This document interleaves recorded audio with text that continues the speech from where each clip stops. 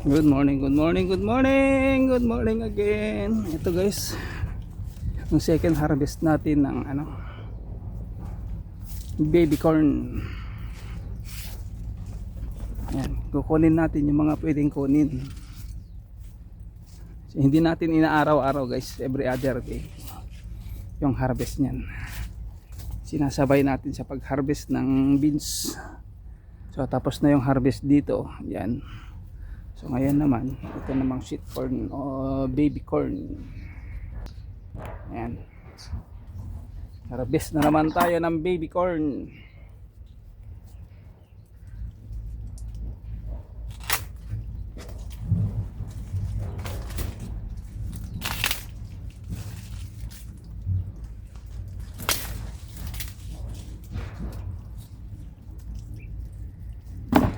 Diba? Medyo namumula ng konti, meron yung hindi namumula. Yan. So ito yung snack natin.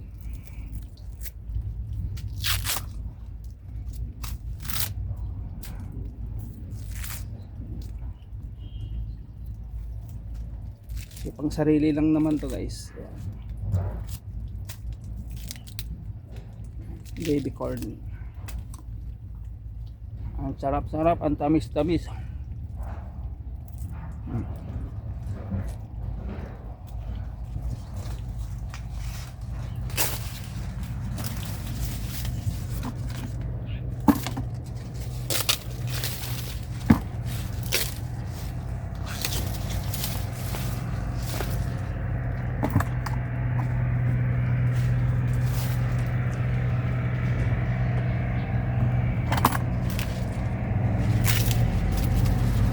Marami siya guys, marami.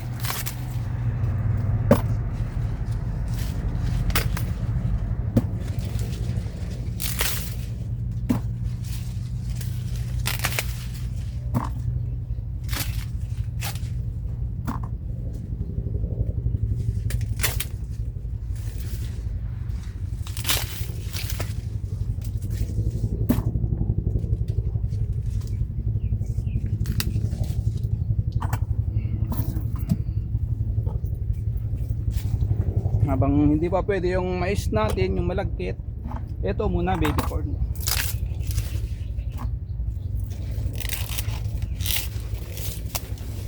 May mga pula, diba?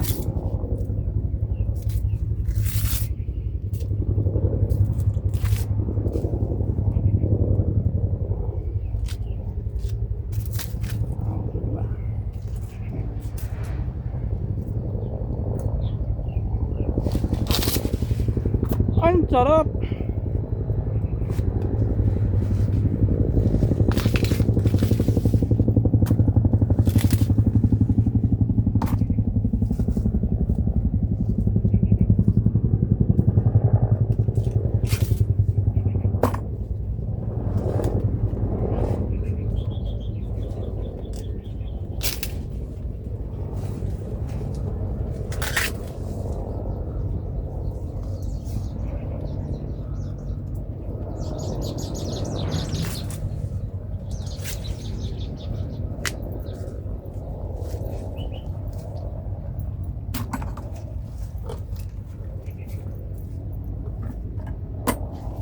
Sarap-sarap guys, itong merienda natin.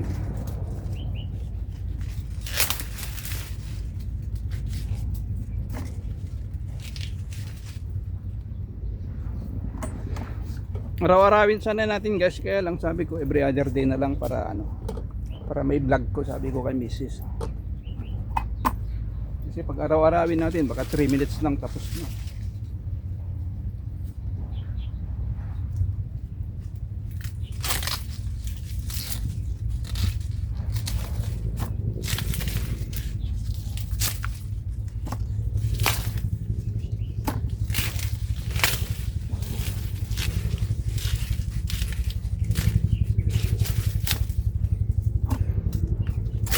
Biyernes ngayon guys, mamayang gabi andyan na naman yung dalawang apo ko.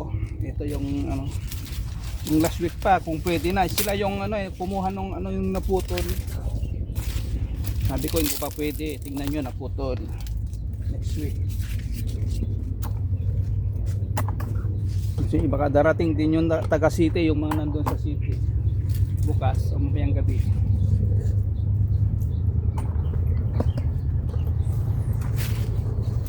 So dito tayo.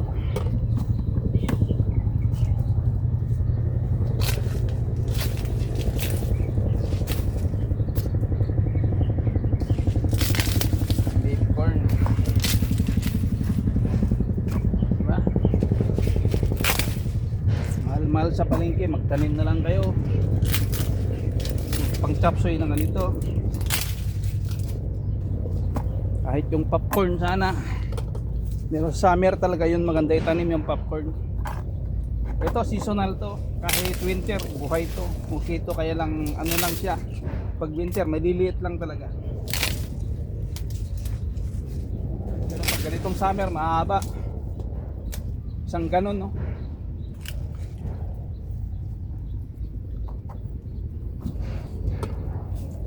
Yan, parami ng parami guys. Itong harvestin natin. Oh.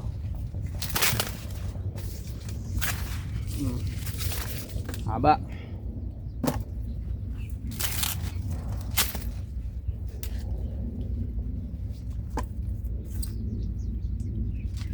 Ito guys, sarili lang namin na-produce na binhi yung dyan dati oh. Yung tinanim nung last year, yung Chinese New Year. Yung Chinese New Year siya na ano, hinarvest.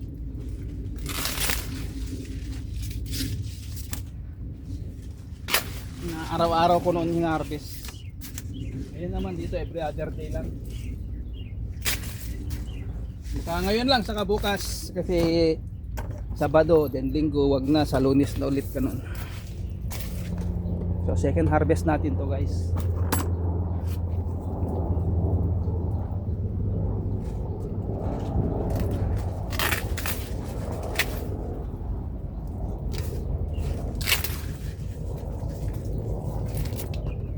Ayan o, malapit na mapuno.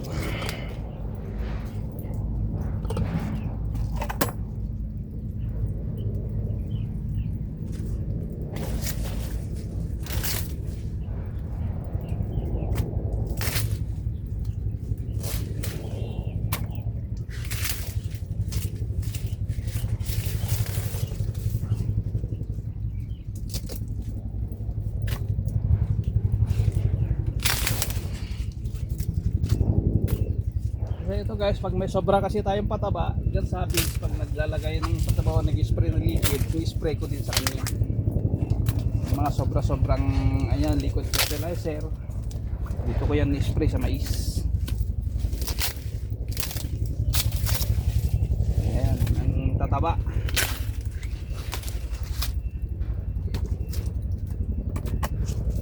Ayan, pupuno na yung timba natin.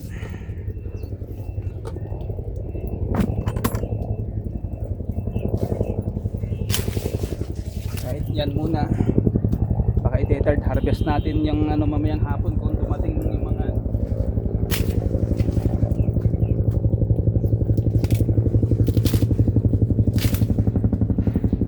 siyempre uwi tayo guys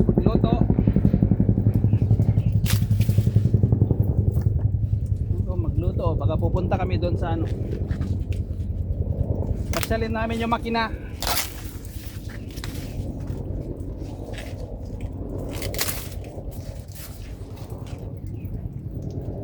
Mag-deliver ng bill, sabay pasyalin namin yung makina. Yan itong kalahati mamayang hapon ito guys. Makipapart 2 natin o i-third harvest natin yan mamayang hapon. So ito muna yung na-harvest natin, ito. Yan ang na-harvest natin. So, bye bye na.